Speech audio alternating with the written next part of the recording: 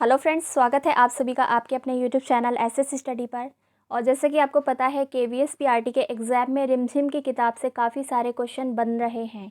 ठीक है, इसके लिए मैं ये वीडियो लेकर आई हूँ और आज हम बात करेंगे क्लास फर्स्ट के सभी चैप्टर्स की समरी की। मुश्किल से 15 से 20 मिनट में यहाँ पर मैं आपको हर एक चैप्टर की ब्रीफिंग कर दे रही हूँ, जिससे कि आपको बड़ी बड़ी किताबों को ना पढ़ना पड़े।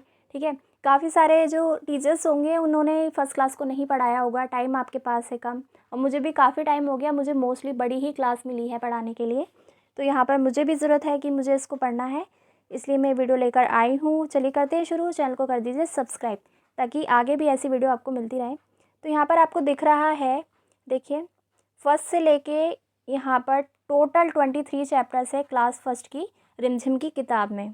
ठीक है, और हर एक चैप्टर की मैं समरी यहाँ पर आपको दिखाने वाली हूँ। ठीक है, तो देखिए, देखते हैं। चैप्टर नंबर 1 है यहाँ पर, जिसका नाम है झूला। ठीक है, ज़्यादा मैं आपका टाइम लूँगी नहीं, छोटी छोटी समरी है, इसको रीड कर लेंगे आप और वीडियो को पूरा देख लेंगे तो आपके लिए इनफ होगा क्लास 1 के लिए।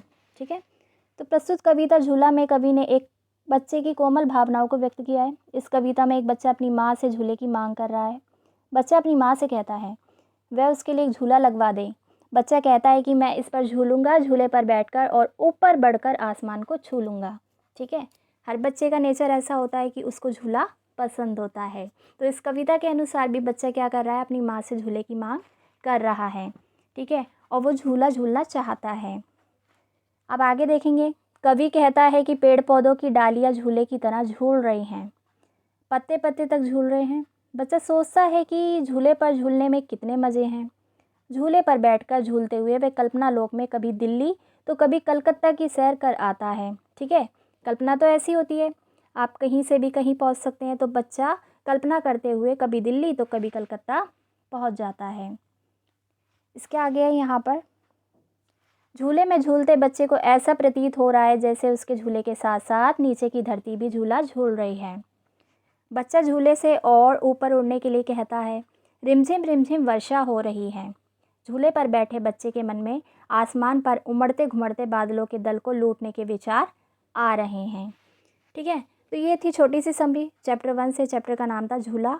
ठीक है, आपको समझ आ गया होगा। चलिए फटाफट से दूसरा पार्ट देख लेते हैं, जिसका नाम है आम की कहानी। तो जैसा कि नाम से ही पता लग रहा है, इसमें आम की स्टोरी होगी, लेकिन बेसिकली स्टोरी क्या है इसकी जानकारी आपको होना ज़रूरी है। तो फटाफट से रीड कर लेते हैं। एक लड़की ने आम के पेड़ पर लटका हुआ एक पका हुआ आम देखा। ठीक है, उसके मुंह में पानी भराया। सामने के पेड़ पर बैठा एक कौवा ललचाई नज़रों से देख रहा था उस आम को।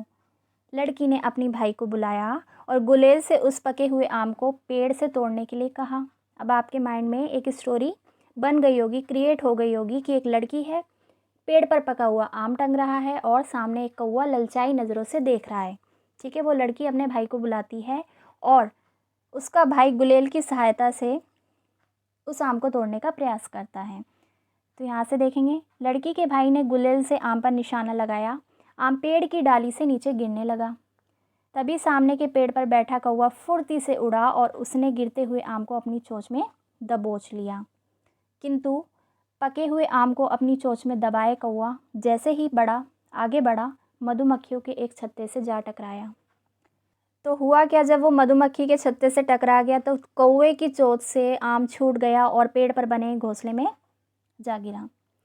घोंसले में कौवे ने अंडे दे रखे थे। पेड़ पर बैठी गिलहरी ने घोंसले में गिरे आम को उठा लिया। अब कौवे से घोंसले में गिर गया और घोंसले में गिरे अंडे को गिलहरी ने उठा लिया।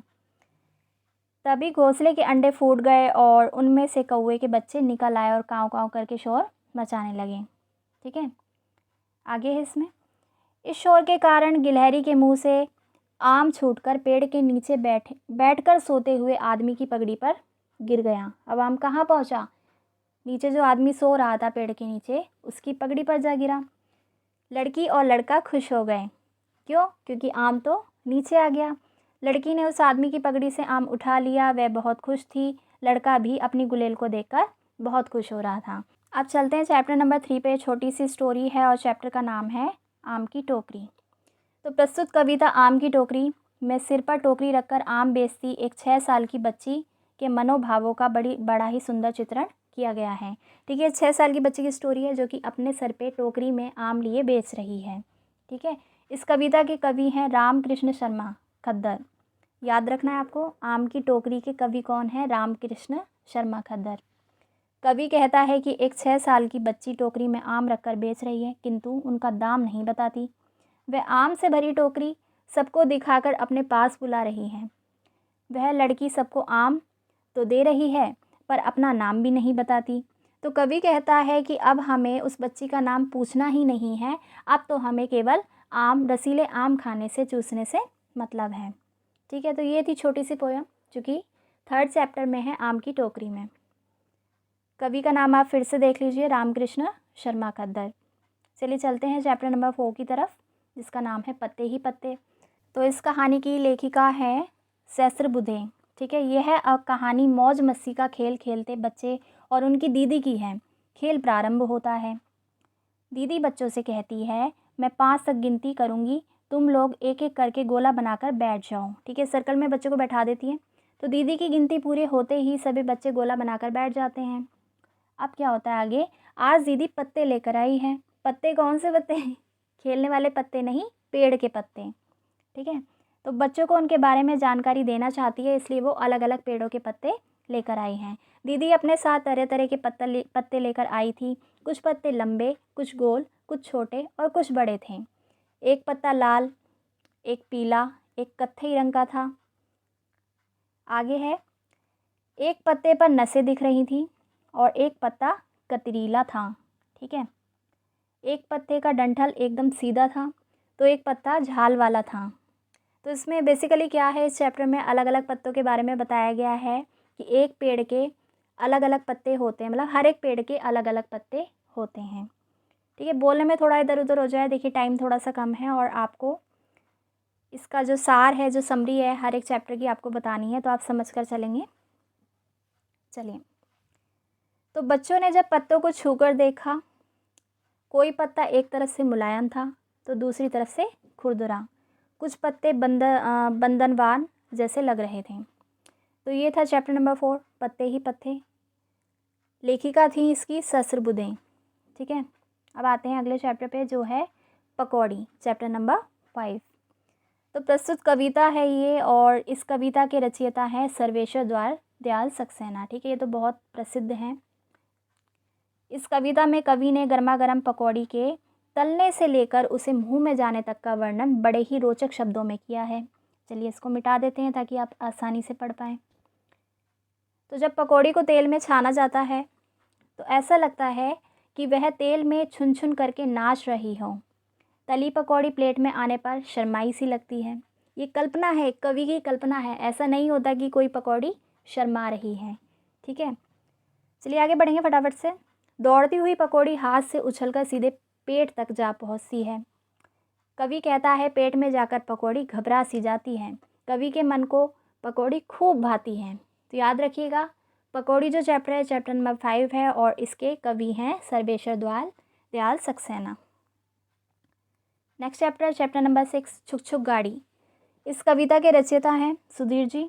ठीक है, तो छुक छुक गाड़ी नामक एक कविता में सुधीर जी एक रेल के बारे में बता रहे हैं। तो बहुत ही सरल है, इतना कोई डिफ़िकल्ट नहीं है, रेल के बारे में ही बता रहे हैं, लेकिन बता क्या रहे हैं वो आपको पता होना चाहिए। देखिए, जो स्टेशन से खुल चुकी है वह लोगों को सावधान करते हुए कहते हैं कि सामने से हट जाओ, क्योंकि मेरी रेल खुल चुकी है, और यदि टक्कर हो गई तो मेरी ज़िंदगी नहीं होगी। ऐसा कौन कह रहा है? कवि। रेल कैसे चलती है? धक धक, छू छू, भक भक। ठीक है, चू चू, धक धक, धू धू करती आ चुकी है। कवि कहते हैं कि रेल का इंजन भारी भरकम है तथा धम धम गम गम करता आगे बढ़ता है। क्वेश्चन किसी भी तरीके से बन सकता है कि कवि ने किन शब्दों का प्रयोग किया है रेलगाड़ी के लिए। ठीक है, और इस कविता के रचयिता कौन है? ठीक है, तो आपको पता होना चाहिए। आगे है इसमें, गाड़ी ने सीटी दे दी है तथा टीटी टिकट देखता फिर रहा है। ठीक है, और कवि कहते हैं कि मेरी रेल पेलम पेल करती हुई छूट चुकी है, छूटी मेरी रेल रे बाबू, छूटी मेरी रेल। ये कविता की पंक्ति है। हट जाओ भैया, मैं ना जाने फिर कुछ भैया टकरा जाए रेल। ठीक है, अभी आपको पंक्ति भी दी जा सकती है और आपसे पूछ लेंगे कौन सी कक्षा का कौन सा चैप्टर है।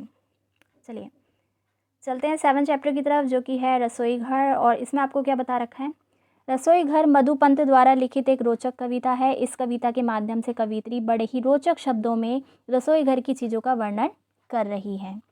खेलते हुए मुन्ना मुन्नी जब रसोई घर की खिड़की को खोलकर देखते हैं तो पाते हैं कि अंदर चकला, बेलन, ठीक है, चाकू, छलनी आदि बातें कर रहे हैं। भाई कल्पनाएं हैं कवि की, अब ऐसा तो है नहीं कि बर्तन बातें करते हैं। चाकू कहता है कि मैं फल और सब्जियां काटता और टुकड़े टुकड़े करके सभी को बांटता हूँ। गाजर, मूली, प्याज, टमाटर आदि को मैं काटता तथा छीलता हूँ। लोग इसे सजा कर रखते हैं। थाली कहती है, इसको रब कर देती हूँ मैं। थाली कहती है मेरा आकार गोल चौड़ा सा है, मैं ताली की तरह बच भी सकती हूँ। मुझ में रोटी सब्जी डालकर झटपट खाते हैं। तो ये था इस चैप्टर में, बर्तन आपस में बात कर रहे हैं, ठीक है। और लेखक आप देख लीजिए फिर से, कविता की जो रचयिता है वो है मधुपंत। चलिए चैप्टर नंबर 8 है यहाँ पर, चूहो म्याऊ सो रही है। तो चूहो म्याऊ सो रही है नामक कविता के रचयिता हैं धर्मपाल शास्त्री। इस कविता में कवि ने एक दिन बिल्ली मौसी के सो जाने पर चूहों को स्वच्छंदता पूर्वक मनमानी करने हेतु ललकारा है। इस कविता में कवि कह रहे हैं कि घर के पीछे तथा छत के नीचे पांव पसारे पूंछ सवारे बिल्ली मौसी सो रही हैं। उसकी सांसों से घर घर की आवाज़ आ रही है। बिल्ली सोई है और रसोई में खाने पीने की चीज़ों से भरे हुए पतीले और रसीले चने रखे हैं। कवि चूहों से कहता है कि झटका देकर मटके को उलट दो, जो कुछ मिले उसे चट कर जाओ, क्योंकि बिल्ली तो सो रही है। आज तुम्हें किसी बात का डर नहीं है। आज तुम किसी भी चीज़ को कुतर सकते हो। क्यों? क्योंकि बिल्ली सो रही है। तुम अपनी पूँछ मरोड़ो, पूँछ सिकोड़ो, कितना भी तबाही मचा दो, आज कोई कुछ नहीं कहने वाला, क्योंकि आज बिल्ली सो रही है। आज घर पर तुम्हारा ही राज है। तो ये था इस चैप्टर में, ठीक है। और रचयिता आप फिर से देख लीजिए यहाँ पर, धर्मपाल शास्त्री। चलते हैं अगले चैप्टर की तरफ, चैप्टर नंबर 9, बंदर और गिलहरी। तो एक बंदर पेड़ पर बैठा है, ठीक है, और उसकी पूँछ काफ़ी लंबी थी और ज़मीन तक लटक रही थी। एक गिलहरी ने बंदर की पूँछ को देखा। उसने सोचा कि ये कोई झूला है। वह उस पर चढ़कर झूलने लगी। बंदर को गुदगुदी होने लगी। उसने गिलहरी को हंसकर कहा कि उसे गुदगुदी हो रही है। इस पर गिलहरी चौंक गई। उसने बंदर से कहा, यह तुम हो बंदर भैया? मैं तो समझ रही थी कोई झूला है, मुझे तो बड़ा मज़ा आ रहा था। ये कहकर हंसी हुई गिलहरी पेड़ की डाल पर चढ़ गई। तो बस इतना ही था चैप्टर 9 में, बंदर और गिलहरी में। वो क्या कर रही थी? बंदर की पूँछ को झूला समझकर उस पर झूल रही थी। चलते हैं चैप्टर 10 की तरफ, जो कि है पगड़ी। तो पगड़ी में क्या है? पगड़ी एक बड़ी रोचक कविता है जिसके रचनाकार सर्वेश्वर द्वादश सक्सेना है, ठीक है। इस कविता में विचित्र स्थितियों का सामना करती एक पगड़ी का वर्णन किया गया है। कवि कह रहा है कि एक पगड़ी को रगड़ रगड़ कर इतना साफ किया गया है, मैल तो रह गई किंतु पगड़ी फट गई। इस पगड़ी की हट्टी कट्टी मालकिन इतनी झगड़ी कि मैल और पगड़ी दोनों ही तरबतर हो गए। तो बेसिकली यहाँ पर पगड़ी पर जो अत्याचार हो रहा है उसका वर्णन सर्वेश्वर दयाल सक्सेना जी ने किया है, ठीक है। चलें, ना पगड़ी रही और ना ही उसका मैल। चलें, चैप्टर नंबर 11 है यहाँ पर पतंग। तो पतंग कविता जो है वो सोहन लाल द्विवेदी जी के द्वारा लिखी गई है। इस कविता में कवि ने पतंग के गुणों को बताया है। कवि कहता है कि पतंग आसमान में सरसर सरसर फरफर फरफर करके उड़ती है। एक पतंग दूसरी पतंग को काटती हुई आकाश में खूब सैर सपाटा करती है। पतंगें एक दूसरे से लड़ती हैं, फिर कटकर लुट जाती हैं। सरसर फरफर करती पतंग आसमान में उड़ान भरती हैं। चैप्टर नंबर 12 है यहाँ पर, गेंद बल्ला। तो प्रस्तुत कहानी गेंद और बल्ले की है। गेंद ने बल्ले से कहा कि तुम मुझे क्यों मारते हो? किसने कहा? गेंद ने बल्ले से। तो बल्ले ने उत्तर दिया, यदि तुम्हें मारूंगा नहीं तो खेल कैसे होगा, ठीक है। फिर जब गेंद बल्ले के पास आई तो उसने ज़ोर से उसे मारा। गेंद कूदती फुदकती दूर जाकर झाड़ी में छिप गई। बल्ला गेंद को ढूंढता रहा किंतु गेंद नहीं मिली। शाम हो गई। बल्ले को परेशान देखकर गेंद खुश हो रही थी। जब अंधेरा घिरने लगा तो बल्ला निराश होकर लौटने लगा। तभी झाड़ी में से गेंद ने चिल्लाकर कहा, मैं यहाँ हूँ। बल्ले ने झाड़ी से खींचकर गेंद को उठा लिया। गेंद ने बल्ले से कहा कि अब मुझे मत मारना। ठीक है, तो देखिए ये भी कवि की कल्पनाएं हैं। ठीक है, और बच्चों को काफ़ी इंटरेस्टिंग लगती है ऐसी कहानियाँ, ऐसी कविताएं। ठीक है, चलें। चैप्टर नंबर 13 है बंदर गया खेत में भाग। तो बंदर गया खेत में भाग कविता के जो रचयिता हैं वो हैं सत्यप्रकाश कुलश्रेष्ठ। इस कविता में उन्होंने एक बंदर के क्रियाकलापों का बड़े रोचक ढंग से वर्णन किया है। ठीक है, एक बंदर एक साग के खेत में गया। अब आपको पता होना चाहिए बंदर कहाँ गया, साग के खेत में। ढेर सारा साग तोड़ा, फिर उसने आग जलाकर साग पकाया और उसे सापड़ सूपड़ करके खूब मज़े से खाया। उसके बाद उसने दूब उखाड़कर अपना मुंह पोंछा। फिर बंदर राजा चलनी बिछाकर सूप ओढ़कर मज़े से सो गया। अब आपको पता होना चाहिए क्या बिछाया उसने सोने के लिए, क्या ओढ़ा, तो देख लीजिएगा आप। चैप्टर नंबर 14 है एक बुढ़िया, और ये कविता है जिसके रचयिता हैं निरंकार देव सेवक। इस कविता में कवि ने एक ऐसी बुढ़िया के बारे में बताया है जिसके पास कोई काम ना था। ठीक है, एक तरीके से नल्ली थी वो। ठीक है, ये आम बोलचाल की भाषा है जिसको आप आसानी से समझते हैं और आप याद भी रख पाएंगे। तो वह दिन भर खाली रहती और कोई काम नहीं करती थी। काम रहने के कारण वह दिन भर बैठी रहती और थक जाती। भाई बैठे बैठे भी इंसान थक जाता है, अगर आप काम नहीं करोगे तो आप तो भी थक जाओगे। इसलिए उसे आराम भी नहीं था। काम ना रहने के कारण उसके लिए सुबह दोपहर शाम रात सब बराबर थे। रचयिता आप याद रखेंगे निरंकार देव सेवक। ठीक है, कविता का नाम एक बुढ़िया। चैप्टर नंबर 15 है यहाँ पर मैं भी। तो मैं भी में क्या है, एक अंडे में से बतख का बच्चा निकला। उसने निकलकर कहा कि मैं बाहर आ गया। एक और अंडे में से मुर्गी का चूज़ा निकला। ठीक है, एक और चूज़ा निकला है मुर्गी के अंडे में से, और दूसरी तरफ एक बच्चा निकला है किसमें से, बतख के अंडे में से। तो वह बाहर निकलकर उसने कहा कि मैं भी आ गया। अब बतख का बच्चा घूमने के लिए जाने लगा तो चूज़ा भी उसके साथ साथ जाने को तैयार हो गया। बतख का बच्चा गड्ढा खोदने लगा, उसके साथ साथ चूज़ा भी गड्ढा खोदने लगा। तो बतख का बच्चा बोला कि मुझे एक केचुआ मिला। जो चूज़े ने भी कहा मुझे भी एक केचुआ मिला। अब बतख का बच्चा जब तितली पकड़ने लगा तो नकलची चूज़ा भी तितली पकड़ने लगा। तो बतख का बच्चा जब तैरने के लिए गया तो चूज़े ने कहा कि वह भी तैरेगा, किंतु चूज़ा पानी में नहाने के लिए जाते ही डूबने लगा और बोला बचाओ बचाओ, ऐसे चिल्लाने लगा। तब बतख के बच्चे ने चूज़े को बाहर निकाला। तो ये थी एक छोटी सी कहानी। तो सभी के इंडिविजुअल डिफरेंसेस होते हैं सब में। ठीक है, ह्यूमन बीइंग में भी होते हैं, एनिमल्स में भी होते हैं, बर्ड्स में भी होते हैं। तो ये जो कविता है ये आपको यही बताना चाहती है। चलते हैं अगले पार्ट की ओर, पार्ट नंबर 16 जिसका नाम है लालू पीलू। एक मुर्गी के दो चूज़े थे, एक का नाम था लालू और दूसरे का नाम था पीलू। तो जो लालू था लाल चीज़ें और पीलू पीली चीज़ें खाता था। ठीक है, एक दिन लालू ने पौधे पर लाल लाल कोई चीज़ देखी और उसे खा लिया। वह लाल मिर्च थी। लालू की जीभ जलने लगी, वह रोने लगा। मुर्गी और पीलू उसके पास दौड़े दौड़े आए। उसके पास पीले पीले गुड़ का टुकड़ा था। लालू ने झट से गुड़ का एक टुकड़ा खाया और उसके मुंह में जलन ठीक हो गई। तो मुर्गी ने अपने दोनों चूज़ों को प्यार से लिपटा लिया।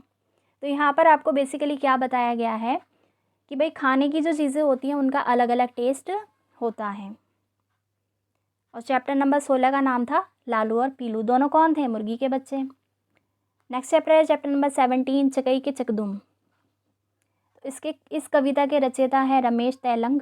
ठीक है, इस कविता के माध्यम से कवि ने ग्रामीण परिवेश का चित्रण बड़े ही सुंदर और सहज शब्दों में किया है।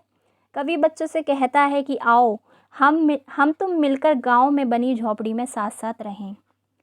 ग्वाले की गाय का दूध हम तुम मिलकर पिएं। कवि कहता है हम तुम मिलकर पानी में कागज़ की नाव तैराएं और फुलवा की बगिया से फूल चुनें। अंत में वे खेल समाप्ति की घोषणा करते हैं और घर चलने को कहते हैं। ठीक है, तो गांव के परिवेश का वर्णन है भाई इसमें। इस कविता के माध्यम से आपको बता दिया गया है कि किस तरीके का परिवेश होता है, वहाँ पर क्या क्या लोग करते हैं। ठीक है, याद रखिएगा। चलिए चलते हैं चैप्टर नंबर 18 पर, जिसका नाम है छोटी का कमाल। छोटी का कमाल एक कविता है और जिसके कवि हैं सफदर हाशमी।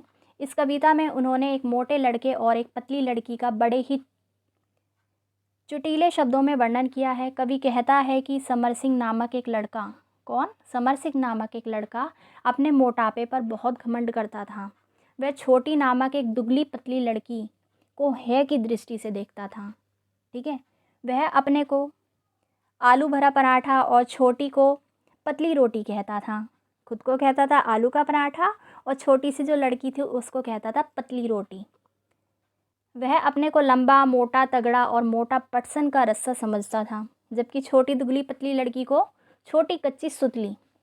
लेकिन जब दोनों सीसा पर बैठे, ठीक है, सीसा क्या होता है? एक झूला होता है, इस तरीके का होता है। मैं आपको दिखा देती हूँ थोड़ा सा बना के, ऐसा कुछ होता है।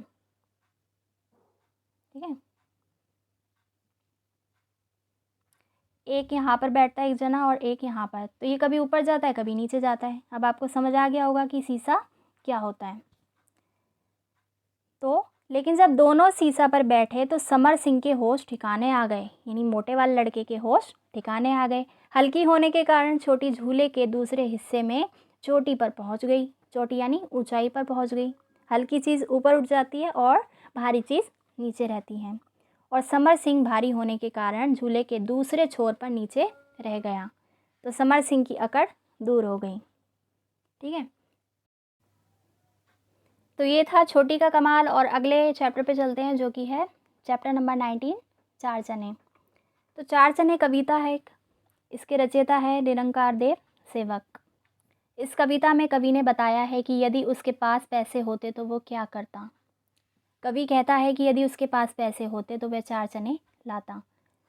उनमें से एक चना वह तोते को खिलाते। चना खाते ही तोता टाए टाए गाता।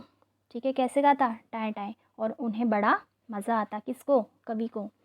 कवि फिर कहता है कि एक मुर्गी के दो चूजे थे, एक का नाम था लालू, दूसरे का नाम था पीलू। तो देखिए यहाँ पर ये कंटेंट जो है पिछले वाले चैप्टर से थोड़ा सा मिक्स हो गया है। ठीक है, इस चैप्टर को अभी स्किप करेंगे। इसके लिए मैं आपको अलग से वीडियो प्रोवाइड करा दूँगी, शॉर्ट वीडियो। आगे बढ़ते हैं और देखते हैं चैप्टर नंबर 20, भगदड़। इसमें आपको क्या बता रखा है। ठीक है, 19 को अभी के लिए आप छोड़ दीजिएगा, बाकी चैप्टर की समरी आप कर लेंगे। चलिए, तो प्रस्तुत कविता भगदड़ के कवि जो हैं वो हैं पदुमलाल पुन्नालाल बख्शी। ठीक है, आई रिपीट, पदुमलाल पुन्नालाल बख्शी। इस कविता में उन्होंने घर के जीव जंतुओं से परेशान 60 वर्ष की एक बुढ़िया का वर्णन किया है। ठीक है, कौन सी कविता में? भगदड़ में, चैप्टर नंबर 20 में। तो कवि कहता है बुढ़िया चक्की चला रही थी, तभी दोने में रखी मिठाई पर मक्खी आकर बैठ गई। बुढ़िया जैसे ही बांस उठाकर मक्खी को भगाने के लिए दौड़ी, बिल्ली पकोड़े खाने लगी। बुढ़िया घर के अंदर बिल्ली को भगाने के लिए झपटी, तभी कुत्ता रोटी लेकर भाग गया। तब बुढ़िया बाहर निकली, उसके बाहर निकलते ही बकरा घर के अंदर घुस गया। बुढ़िया जैसे ही बाहर निकली, मटका गिर गया, इससे बकरा भाग खड़ा हुआ। तब बुढ़िया थक कर बैठ गई और बिल्ली को ही पूरा घर सौंप दिया। तो आपने देखा कि किस तरीके से जो बुढ़िया थी कितनी परेशान थी, कभी किसी चीज़ से कभी किसी चीज़ से। तो इसी चीज़ का वर्णन यहाँ पर इस कवि ने किया हुआ है। चलिए चलते हैं चैप्टर नंबर 21 की तरफ, और इसका नाम है हलीम चला चांदपुर। तो हलीम नाम के एक लड़के को एक दिन चांद पर जाने की इच्छा हुई। वह एक रॉकेट के कारखाने में बैठ गया। उसने एक रॉकेट लिया और रॉकेट पर बैठकर चांद की तरफ चल पड़ा। भाई ये तो पॉसिबल नहीं है इस तरीके से कि दुकान से आपने रॉकेट ख़रीदा, उस पर बैठ गए और आप चांद पर पहुंच जाएंगे। कविता है भाई। तो रास्ते में चलते चलते अंधेरा हो गया। अब हलीम को डर लगने लगा, क्योंकि उसे चांद पर जाने के रास्ते का पता नहीं था। थोड़ी देर में उसने चांद देखा और वह खुश हो गया। चांद पर ढेर सारे बड़े बड़े गड्ढे और बड़े बड़े पहाड़ थे, लेकिन वहाँ कोई पेड़ पौधा, जानवर, मनुष्य नहीं था। ठीक है, तो हलीम को ये जगह बिल्कुल पसंद नहीं आई और वह रॉकेट पर बैठकर अपने घर लौट आया। तो बेसिकली यहाँ पर आपको क्या बच्चों को बताने की कोशिश की गई है कि चांद पे जो एटमॉस्फेयर है, वहाँ का एनवायरनमेंट है, कैसा होता है। अगर आप उनको डायरेक्टली बताएंगे तो वो इंटरेस्ट नहीं लेंगे बच्चे यहाँ पर। तो कविता के माध्यम से कवि ने बताया है चलिए, चैप्टर नंबर 22, हाथी चल्लम चल्लम। ये कविता है। देखिए फर्स्ट क्लास की इस किताब में ज़्यादातर आपको कविता ही देखने को मिलेंगी, सारी ही कविता हैं, क्योंकि लंबे लंबे चैप्टर्स कहानियाँ बच्चों के लिए सही नहीं होते, तो फर्स्ट क्लास की इस किताब में कविता रखी गई हैं। तो हाथी चल्लम चल्लम के जो रचयिता हैं वो हैं श्री प्रसाद। इस कविता में कवि ने एक हौदे में बैठकर बच्चों द्वारा की गई हाथी की सवारी का वर्णन किया है। इसको मिटा देते हैं यहाँ से जी। तो बच्चे एक हौदे में बैठकर हाथी पर सवार होकर खूब मज़े कर रहे हैं। हाथी हौले हौले चल रहा है। हाथी की सैंड यानी सूंड लंबी है, यहाँ पर इसको ठीक कर लेंगे आप। दांत भी लंबे लंबे हैं। अपने सिर को मटकाता है, नखरे दिखाता है। हाथी अपनी मस्त चाल में चला जा रहा है। जब हाथी चलता है तो उसकी पर्वत जैसी देह थुल-थुल करके हिलती है। हाथी के पाँव खंबे की तरह भारी हैं। हाथी अपने पैरों की धम-धम की आवाज़ के साथ आगे बढ़ रहा है। बच्चे कह रहे हैं कि हाथी के जैसी कोई सवारी है ही नहीं। हाथी का महावत पगड़ी बांध कर बैठा है, यानी कि हाथी को चलाने वाला, ठीक है, हाथी का महावत। हम बच्चे हाथी पर हौदा क्या होता है जिसमें बच्चे बैठते हैं, सवारी करते हैं, हाथी पर लगा होता है जो, ठीक है, बॉक्स जैसा। तो बच्चे कह रहे हैं कि हम हाथी पर सवार होकर दिन भर घूमेंगे। पहले तो बच्चे हाथी को नाचने के लिए कहते हैं, फिर यह कहकर वह मना कर देते हैं कि वह गिर ना जाए। तो ये था हाथी चल्लम चल्लम की एक छोटी सी कविता। अब चलते हैं चैप्टर नंबर 23 और आज की इस वीडियो का लास्ट पार्ट, ठीक है। इसकी समरी पढ़ने से पहले मैं आपको कहूँगी कि अगर आपको थोड़ी सी भी हेल्प हो रही है, वीडियो यूज़फुल लग रही है, तो वीडियो को लाइक करके आगे तक ज़रूर शेयर कर देना, चैनल को कर लेना सब्सक्राइब। चलिए बढ़ते हैं आज के इस पार्ट की ओर, जो कि है 7 पूँछ का चूहा। अब भाई चूहा कभी 7 पूँछ का देखा है आपने? बिल्कुल नहीं होता। कहानी है, कविता है, पढ़ते हैं। तो एक चूहा था, उसके 7 पूँछें थी। जब उसे 7 पूँछों वाला चूहा कहकर चिढ़ाते, तंग आकर चूहे ने नाई से अपनी पूँछ कटवा ली, ठीक है। अब उसके पास केवल 6 पूँछें बची हैं। अगले दिन चूहा जैसे ही बाहर निकला, सब उसको मिलकर चिढ़ाने लगे, 6 पूँछ का चूहा। तंग आकर उसने पुनः नाई के पास पहुंचा, यानी दोबारा पहुंचा, और उसने एक एक करके अपनी सारी पूँछें कटवा दी, ठीक है। पहले एक कटवाई, फिर दूसरी, फिर तीसरी। अब चूहे की एक भी पूँछ नहीं बची, लेकिन फिर भी सब चूहे को चिढ़ाते थे, बिना पूँछ का चूहा, बिना पूँछ का चूहा। तो कहने का मतलब है इस कविता का सार ये है कि भाई आप जैसे हो, ठीक है, आप ठीक हो, अच्छे हो, लोग क्या कहते हैं इससे आपको बिल्कुल भी फ़र्क नहीं पड़ना चाहिए। तो ये थे कक्षा 1 के सभी पाठ रिमझिम की किताब से, सभी का सार मैंने आपको यहाँ पर बताया। वीडियो आपको यूज़फुल लगी है तो वीडियो को लाइक शेयर कर देना, चैनल को सब्सक्राइब कर लेना। मैं सोनाली सिंह मिलूँगी आपसे अगली बार। ख्याल रखिए। Thanks for watching.